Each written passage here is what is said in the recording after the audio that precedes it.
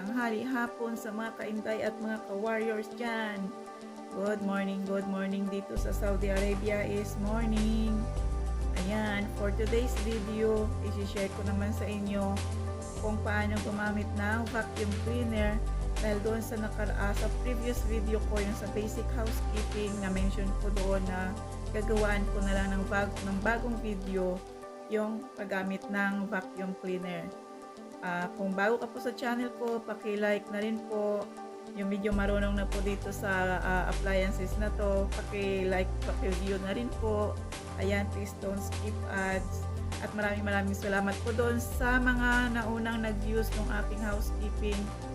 Sad to say, ayun, pinalo ako ni Lolo doon dahil sa nilagay kong kanta. Ayan, kaya ingat-ingat po sa paglalagay ng mga kanta. Hindi ko na magawaan ng paraan.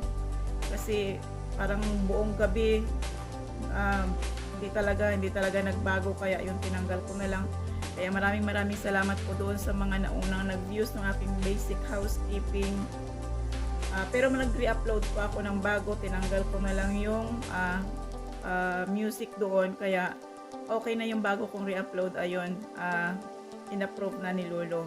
Kaya ingat-ingat po talaga sa paggamit ng mga kantang gagamitin natin, kahit na sinabi nilang pangakong walang paluan, ayun, napalo pa rin. Pagdating nung end of the day, napalo pa rin si Inday nung kantang ginamit ko. Ayan. Kaya maraming salamat po sa lahat na nag-views noon. At kung bago ka pa lang po, paki-subscribe, like, and share na rin po yung aking mga videos. At dahil nga po na-promise ko doon sa aking video na yon na magbibigay ako ng tutorial, start na po tayo. Ayan guys, yung aking vacuum is, ayan, upo na naman ako dito. Maliit lang siya, portable na lang siya, kasi yung mataas namin dati, ayun, nasira po. Bakit ko nasira? Be careful po, lalo na dito sa Middle East, meron pang mga 2 pins. Yung dalawa lang siyang ganon. Pag ganon ang gamit, siya ay 110 lang. Nagkamali ako doon dahil gumamit ako ng extension. Yung isang ginamit ko is 220. Tapos sinaksak ko rin yung extension ko sa 220. Pero yung aking vacuum cleaner na luma ay 110. Kaya ayun, na maalam na siya. Kaya ingat-ingat po, alamin nyo munang maigi kung ang voltage ng gamit ninyo ay 110 or 220, dahil meron pa rin naman po ditong mga 110. Ayan. Simulan po natin. Ito hindi ko na talaga nilinis para sa vlog na to. Ito yung kanyang speed, kung mahina o malakas, pwede naman yung i-control yan. Ayan, dito. Ito yung power niya. Siyempre pag sinaksak nyo, ito na yung power niya. Ito, yung may sign na ganito, para makita nyo. Ito, para sa cord niya. Meron na rin ngayon guys na ano, paano ba ito? Makikita ba? Ayan, diba? Pero yung malaki, wala siyang ganito. Iniikot ko lang yun na ganun. Ito, pag pinindot mo yan, o sana siyang magsasara. Ayan. Tapos syempre, ito yung kanyang, pwede nating tanggal. Ang tawag ba dito? Basta ganun. Kung malayo, pwede nating tanggalin. Ayan. Ito pag may gusto kang i-brush. Parang may mga maliliit na, yung mga portable na ganito, parang pare-pareho lang naman yung design niya, diba? Pwede mong i-adjust, ganyan. Sana nag-unboxing. Luma na rin kasi to, kasi nga nasira ko yung, ayan, basta kailangan mag-lock lang yan. Madali lang yan mga kaibigan. Ayan. Syempre,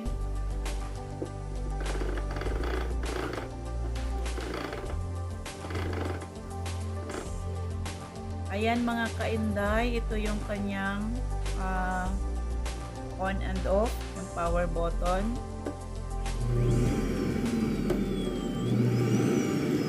Ayan. Pero bago kayo magsimula, make sure muna na tingnan nyo muna yung lilinisan ninyo.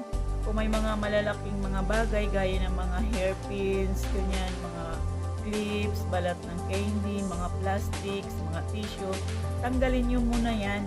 Kung may mga nakakalat yan, tanggalin nyo muna yan para medyo tumagal ang buhay ng inyong vacuum cleaner, para hindi agad mapuno, para hindi agad masira yung filter, o maaring hindi bumara dito sa mga hose.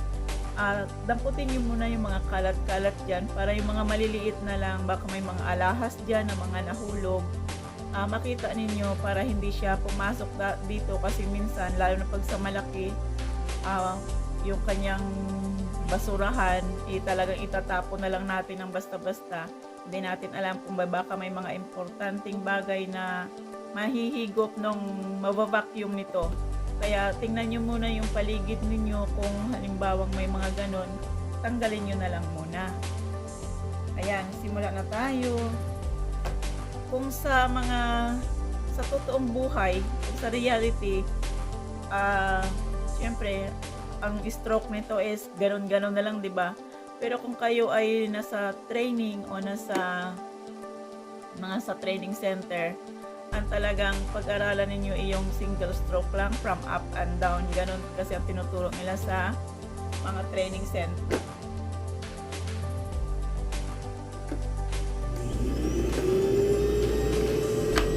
Para lang sa makita.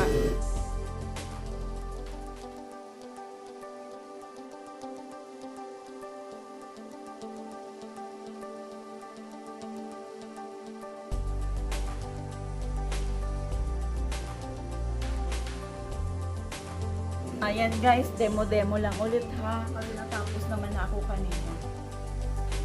Siyempre, pagkatapos natin, sabi ko nga, hindi ko na ito nilinis dahil nga, lilinisin ko ito ngayon.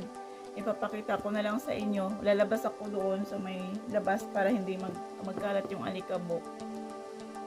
Papakita ko na lang sa inyo kung paano maglinis nito. Tara na, samahan nyo na ako, maglinis tayo ng filter niya at basura. Ayan mga kainday, kung medyo malayo-layo yung basurahan, pwede man natin itong tanggalin para yung katawan na lang yung dalhin natin. Ayan, pwede naman siyang matanggal kahit sa malaki, pwede naman siyang matanggal. Meron na ngayon, di bang yung cordless, wireless na vacuum, kaya lang maliit lang yun, maliit yung basurahan niya. Parang advisable lang yun sa mga flats, sa mga apartments. Pero pag sa mga ganito, ito kasi dito lang sa first floor, meron din sa taas. Kaya ganito na lang yung pinabili ko kasi masyado namang mabigat yung malaki. Hindi naman napupuno, nililinis ko naman kaagad. Iba rin yun na dun sa taas.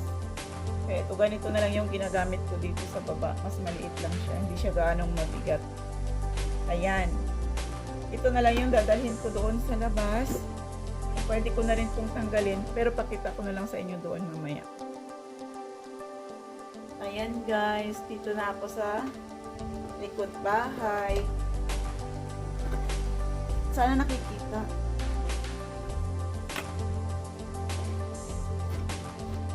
Ayan, ito, i-push mo lang.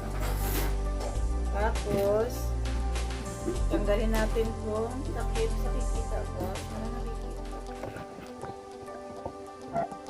Ayan. Tanggalin ko itong takip. Ito yung kahit hindi na tayo mag-mask kasi hindi naman siya,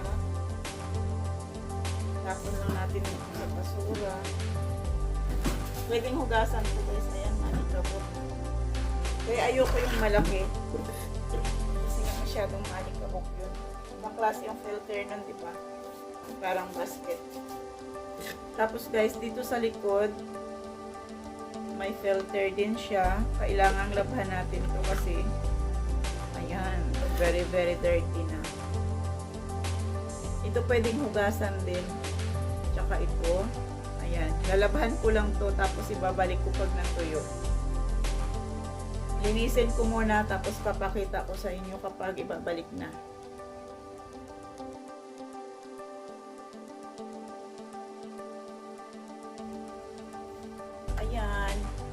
linisin muna natin.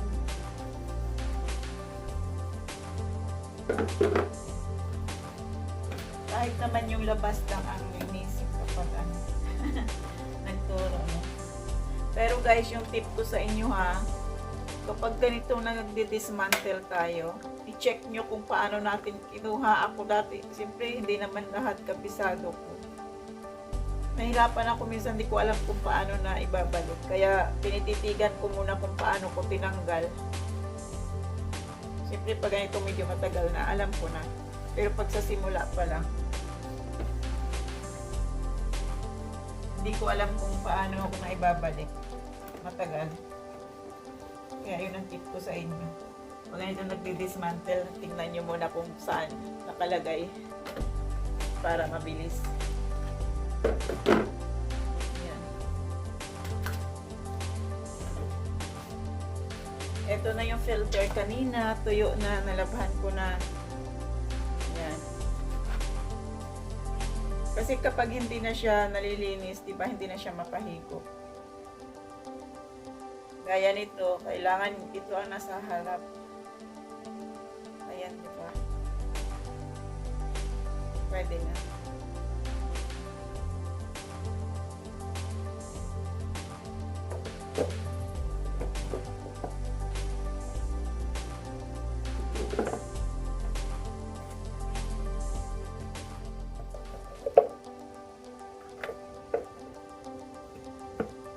Yan. Okay na siya. Okay na.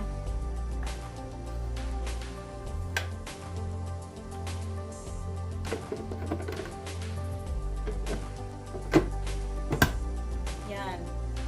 Okay na tayo sa ating paggamit at paglinis ng ating vacuum. Ibalik na lang natin yung nozzle niya mamaya. Ito ang kagandahan dito sa maliit. Diba? Maliit lang siya. Madaling bitbitin. Unlike dun sa malaki. Ayan. Maraming salamat. Sana'y makatulong. Merry Christmas po.